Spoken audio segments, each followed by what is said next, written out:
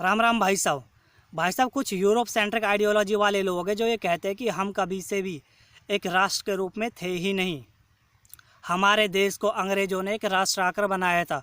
भाई साहब, ये सबसे बड़ा झूठ है, ये महाझूठ है। ये अंग्रेज़ों द्वारा फैलाई गई वेस्टर्न आइडियोलॉजी है। द्वेष के लिए दूसरे देशों में ऐसे ही फैलाते हैं, गलत गलत आइडियोलॉजी फैलाते हैं। अंग्रेज़ों की दृष्टि से अपने आप को देखोगे तो खुद में भी खोट ही नज़र आएगा। यूरोप की दृष्टि से अपने आप को देखोगे तो अपने आप को गलत ही पाओगे, क्योंकि यूरोप वाले तो चाहते हैं, यूरोप सेंट्रिक आइडियोलॉजीज तो चाहती हैं कि हम सब गलत ही हों, दूसरे लोग सब गलत ही हों। गलत लोगों को ज़्यादा ये प्रचार करते हैं, दूसरे लोगों को ये गलत ही बताते हैं।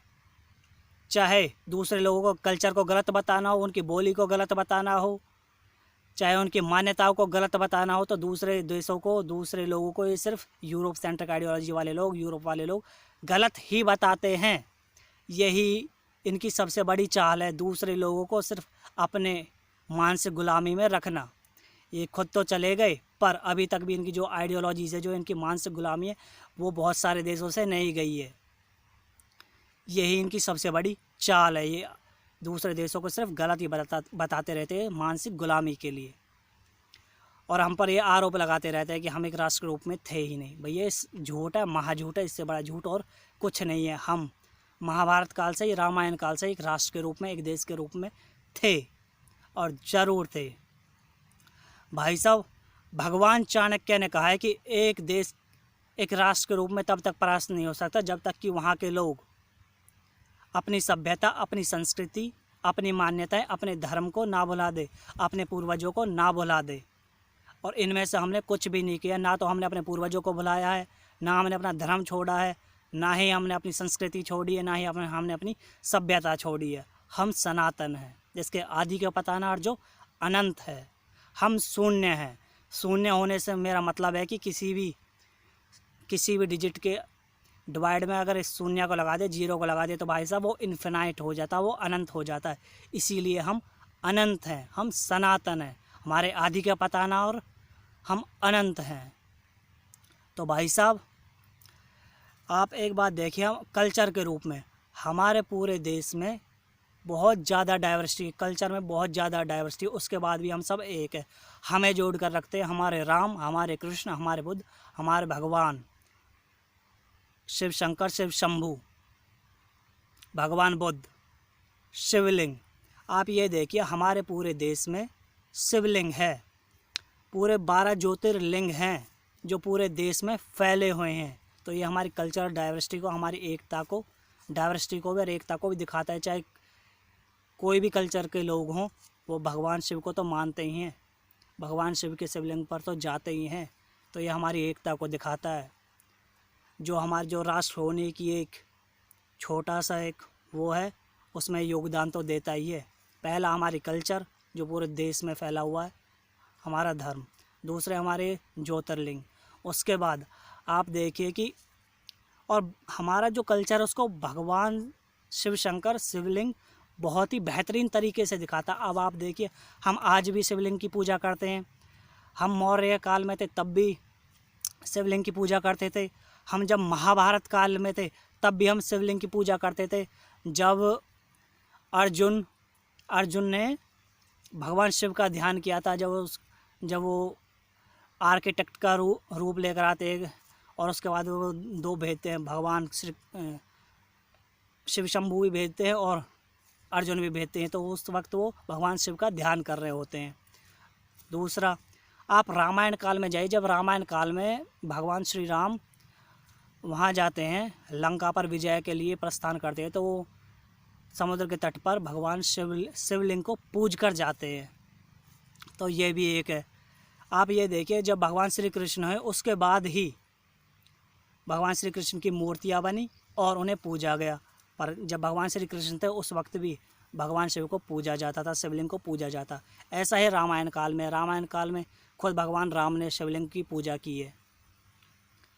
तो ये रामायण काल हो। उससे पीछे जाओगे भी भगवान शिव मिलेंगे। और आप आज से 26-27 हज़ार साल पहले जाओगे, जहाँ हम कल्पा विग्रह मिला है हमें, जो बताता है, जिसकी कार्बन डेटिंग हमने की है, जो कि लगभग 26-27 हज़ार साल पहले का। यदि ये न्यूज़ सही है, यदि ये फेक न्यूज़ नहीं है, तो आप देखिए हरिओम, वो कल्प विग्रह में भी, उस कल्प विग्रह में भी भगवान नटराज की मूर्ति बनी हुई है जो नृत्य कर रहे हैं, वहाँ भी भगवान शिव हैं। तो आप देखिए भगवान जो शिव है हमारे कल्चर को, हमारे धर्म को, हमारे सनातन धर्म को बहुत ही बेहतरीन तरीके से दिखाते हैं। भगवान शिव, भगवान शिवलिंग, जिस शिवलिंग की हम पूजा करते हैं। तो बोलो हर हर महादेव, जय शिव शंभू। तो भाई साहब इसके अलावा और हम देखते हैं जो हमारे 10वीं सेंचुरी में हमारे शंकराचार्य हुए, उन्होंने 4 मठों की स्थापना की थी। एक उत्तराखंड में, एक द्वारका में गुजरात में, एक कर्नाटक में और एक उड़ीसा में। ये भी हमारी एकता को दर्शाता है। उसके बाद चंद्रगुप्त काल को देखिए। चंद्रगुप्त काल में, चंद्रगुप्त और चाणक्य के, भगवान चाणक्य के काल में आप देखेंगे कि जो हमारा पूरा भारत है अखंड भारत हो गया था, जिसे मैं आज संयुक्त भारत कहता हूँ।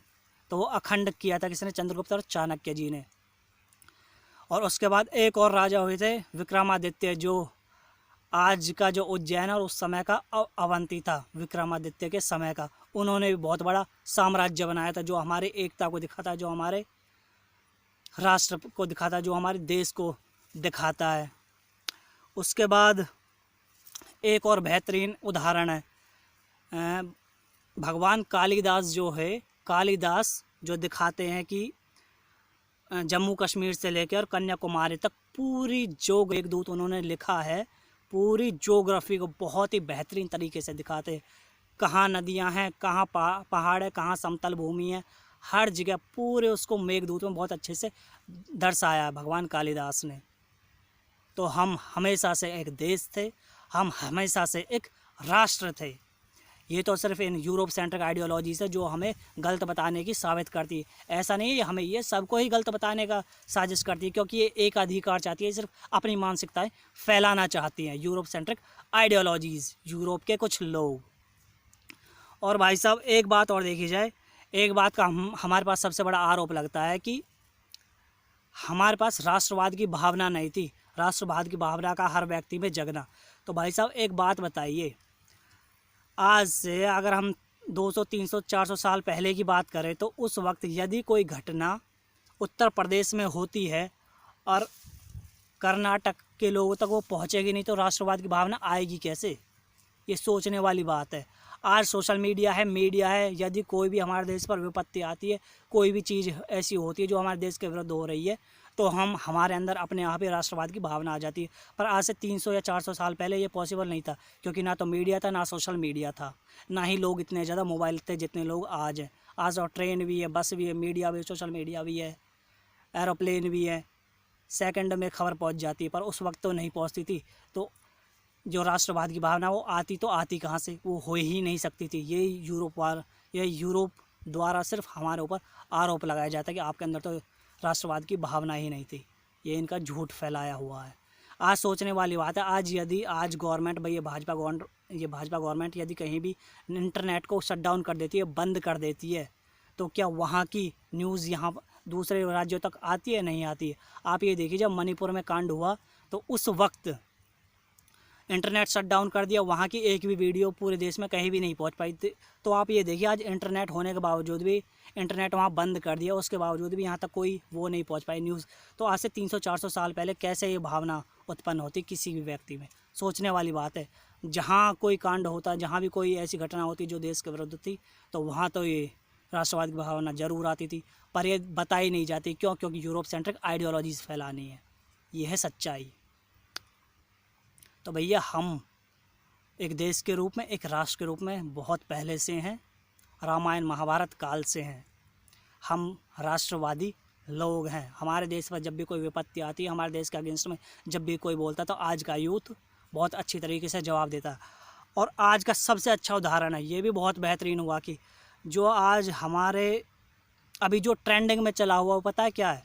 What's wrong with India. ये ट्रेंड करवाया जा रहा है वेस्टर्न वर्ल्ड द्वारा, सोशल मीडिया पर जो उन्होंने बना रखा है, उनके द्वारा व्हाट्स रॉन्ग विद इंडिया ये ट्रेंड किया जा रहा है। और आज हमारे देश में यही राष्ट्रवाद की भावना जागृत हुई और मेरे जैसे यूथ ने आगे आए और उन्होंने इसका मुंह तोड़ जवाब दिया। पूरे सोशल मीडिया पे जो भी वेस्टर्न वर्ल्ड में जो भी होता है, जो भी उनके शराबें हैं, जो भी वो ड्रग एडिक्ट है, जितने भी है, वो सारा हमारे यूथ ने निकाल कर दिखाया और पोस्ट किया। व्हाट्स रॉन्ग विद इंडिया लिखकर।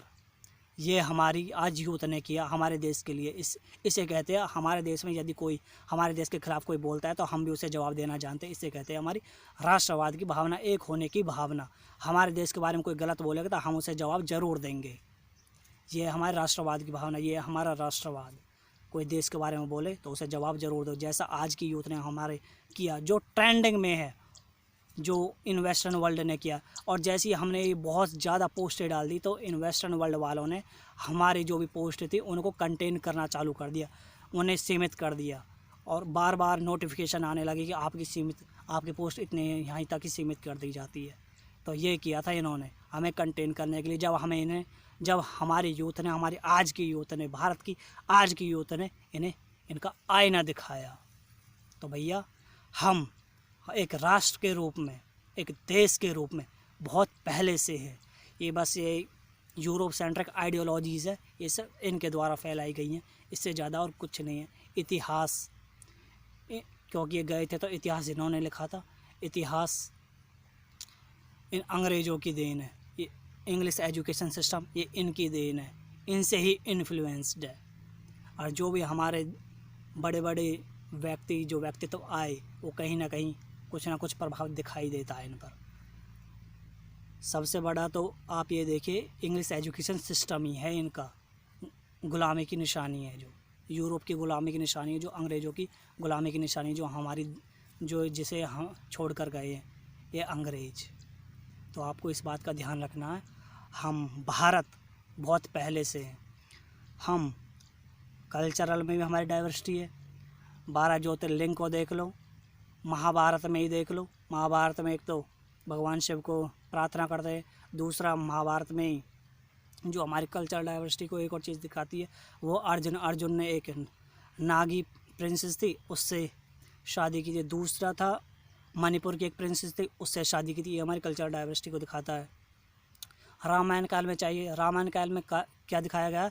रामायण काल में क्या बोला गया है? जम्बू द्वीप है भारत खंडे, यानी हम एक देश के रूप में तब भी थे। तो हम शुरू से ही रामायण काल से ही, महाभारत काल से ही एक देश के रूप में, एक राष्ट्र के रूप में हैं, थे और रहेंगे, क्योंकि हम सनातन हैं। हमारे आदि का पताना, हम अनंत हैं। जय तिरंगा, जय भारत, जय जवान, जय किसान।